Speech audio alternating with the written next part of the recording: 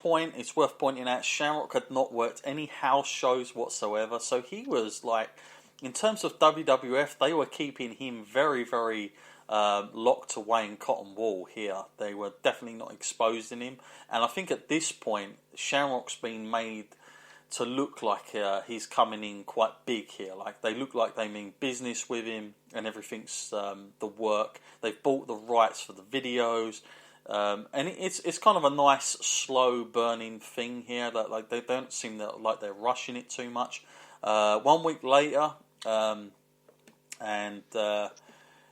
Ken Shamrock, he's out there, but he's just talking about kind of his UFC days. He's got footage showing as well, all the rest of it. It's worth pointing out that Ken Shamrock did not go on the South Africa and Kuwait tour that happened immediately kind of after WrestleMania.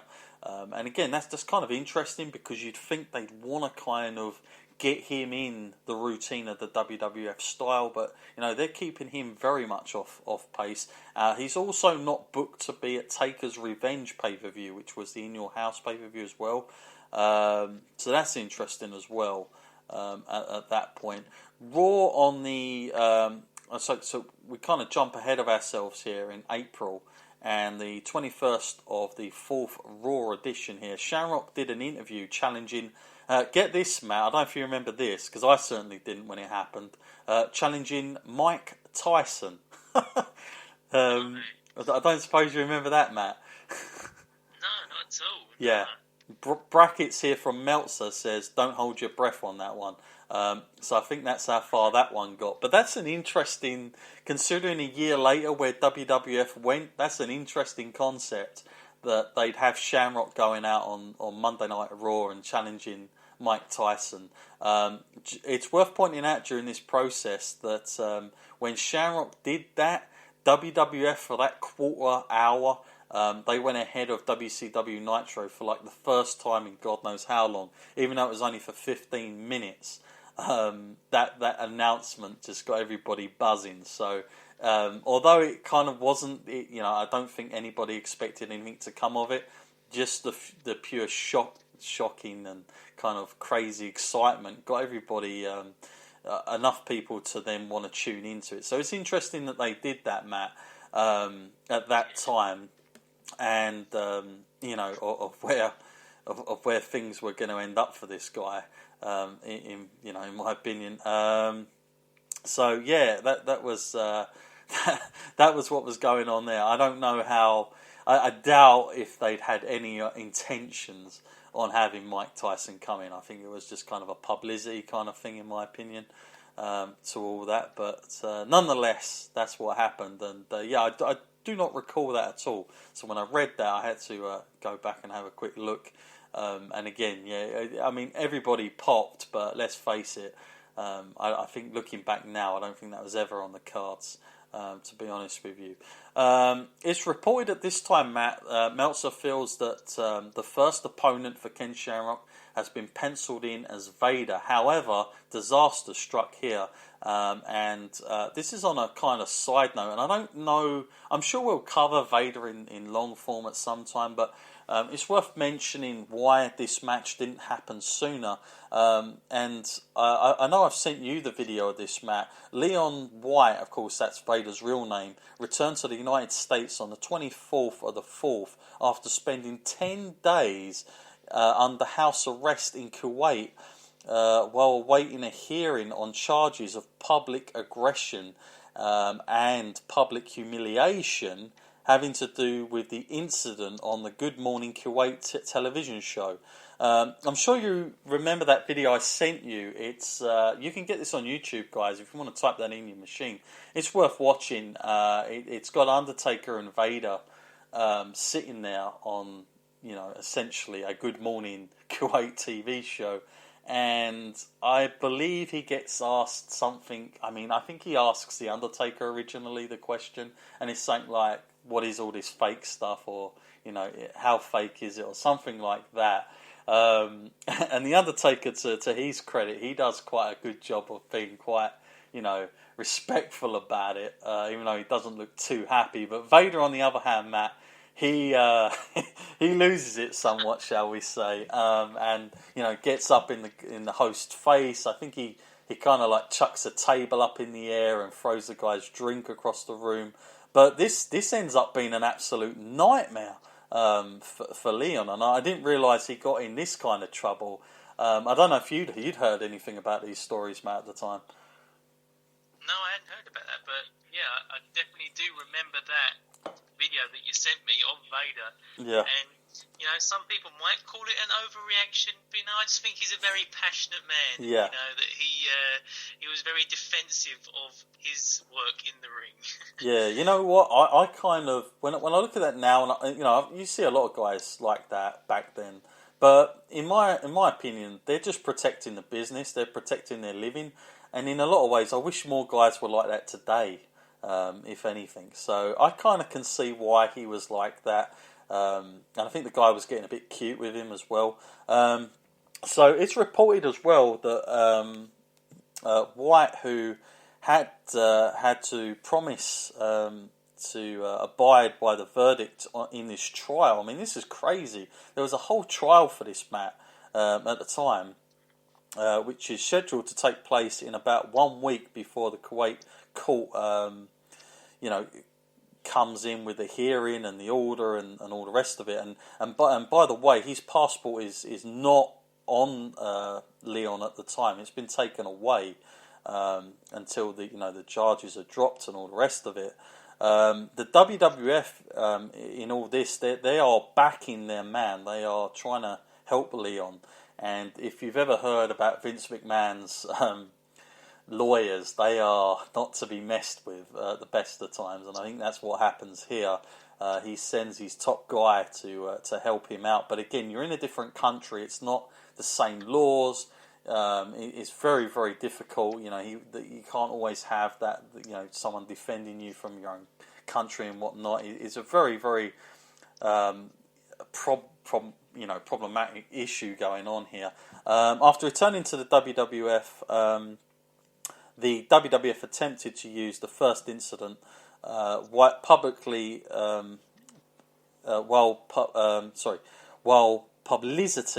on this wasn't too great in the States. WWF still backed their man to all intensive purposes. And eventually they get him back. I believe, Matt, that they had to pay somewhere in the region of $25,000, Matt, for this to get him out, to drop the charges. I think, but several hours later, instead asked for get this, Matt. Asked for a figure in the excess of $400,000 from the WWF to drop charges, calling it a case of extortion. By this point, the incident, which was a shoot for the charges filed against him against White in Kuwait, are real, but. This looked like it got crazy out of hand here, Matt. But I mean, what a nightmare scenario to have been in at this point. But I guess it's a lesson learned when you're in somebody else's country. But it sounds like he went through the run of the mill here, Vader, to get back home, and 10 whole days locked up. Couldn't have been too good for him, I'm guessing. No, it sounds like it got totally blown out of proportion. But, maybe it just helped his bad boy image a little bit more. Yeah. Well, Vince McMahon was willing to pay White's release, but that host then disappeared, Matt. Get that? So God knows what happened there. The incident received substantial media play last week in the US, it's reported at the time. But the press conference was only covered strong locally in New York from New York media. Although the television show Extra was scheduled to do a piece on the entire incident, the WWF's attempts to book White on a Good Morning America at the time to show that he is a nice guy, a show which aired in the incident from Kuwait. on around the 18th of the 4th were unsuccessful. So they wanted to try and get him back in the right image for the US audience. But I think everybody kind of knew what was going on at the time, shall we say. But yeah, it seems like a really crazy sort of time. Okay, so it's reported here the 28th of the 4th, 97, Raw taping here for the first time, that they use what happened in Kuwait, Matt, as a little bit of an angle here. So they reprise the angle with Jim Ross acknowledging, is wrestling fake?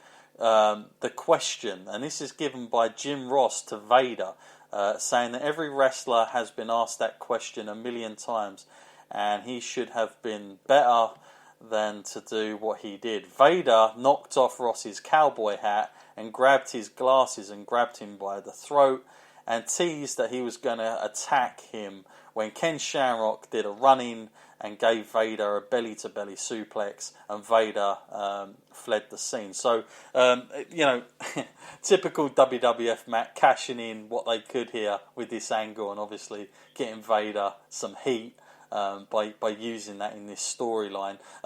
What do you think of Vader as a first opponent for Shamrock, and what do you think they were trying to do by having a guy like Vader be the first guy?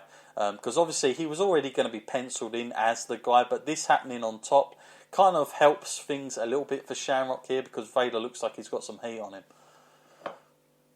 Yeah, I mean, he's definitely a strange kind of opponent for me to think of that he would go against first. But when I was actually watching the match that they had, I did kind of feel like, this is like a clash here of styles. We're coming from the UFC world to someone who is a very sort of WWF kind of guy who's working the big man style. Sure. And I could see what they saw, that it was the real coming together of two worlds.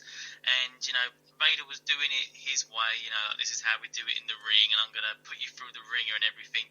And then we saw how Shamrock could overcome sort of this huge amount of man that he is, that Vader is, big guy, and technical wrestling, or stuff that he can bring from the UFC, his technical ground skills actually can out wrestle someone like that.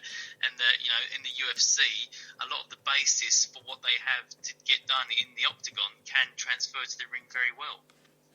Sure. I'm with you on that one.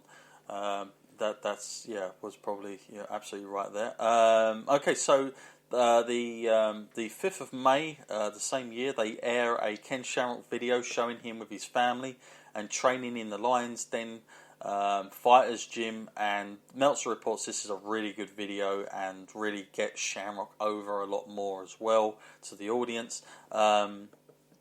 Then that same night on Raw, Vader beats Goldust in an average match, but Shamrock did a kind of run-in and tried to challenge Vader for the next pay-per-view and all the rest of it, and that is going to happen at WWF